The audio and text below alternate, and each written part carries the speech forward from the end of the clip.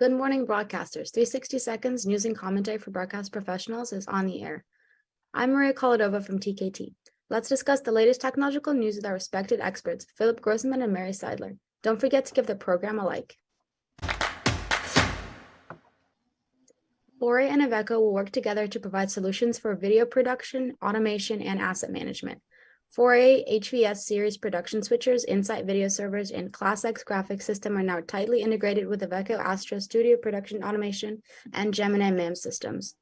So, Philip, what does this mean for the industry? Well, I find it interesting. You see a lot of, I guess the best way to describe it is a lot of the Davids getting together to fight the Goliaths.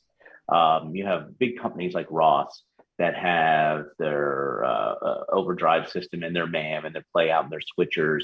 They sort of do it all. Then you have a lot of little companies have specialized technologies they've really focused on. And you're now starting to see them integrate. I think part of this is due to the fact that we're now moving on to more COTS-based hardware platforms, and people are sort of used to it, and they're building APIs to move for integration from, I think, the customers sort of, I don't know if say demanding is the right word, but requesting better integration. And they've just taken it to the next level and really, started to decide to work together. This particular group, I don't think it's quite co-opetition, which is good. So there really are a partnership to grow and move forward. There's always an issue with companies that have some overlap in products, and it becomes a little bit of co-opetition. But I think it's good for the industry to see smaller companies working together to provide end-to-end solutions. And if nothing else, it really starts to provide more choices for entry-level organizations or smaller organizations without the large budgets.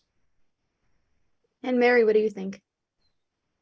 I agree with Philip. It's interesting that we're starting to see a lot of these companies who have always, especially in audio, I see it more, that they're always very competitive with each other, finally getting together and saying, yeah, actually on this, we're still competitors, but we should cooperate. It's better for the consumer to have things like that because they usually come up with solutions that are kind of a compromise of a lot of different technology. Great. Now moving on to Telos Alliance. Telos Alliance announced the launch of the Telos Infinity VIP app, now available for download from Google Play or the Apple App Store. The Infinity VIP app is here to expand Infinity customers' experience with Telos's award-winning virtual intercom platform. So Mary, I'll go to you on this. What do you think about this? Well, I was playing around with it over the weekend. It's very cool because really what it does, they probably kill me for saying this at Telos, but it's like an intercom system in your pocket. You can remotely connect to your intercom system. So I think it's a huge leap forward. It allows a lot of smaller stations to start being able to use it because they don't need necessarily a large intercom system, but as we start to see more and more remote production and more people contributing from remote places, I think this is really helpful, not just for broadcasters, but also, let's say, for houses of worship, for corporate, anything like that. It makes it super easy to connect. I love it because they're also using an Opus codec, so you've got high quality audio with a very low delay. And Philip, what are your thoughts on it? Yeah, similar. I think it's great that you've got a very lightweight software-based application that rides on your phone, whether it's Android or iOS.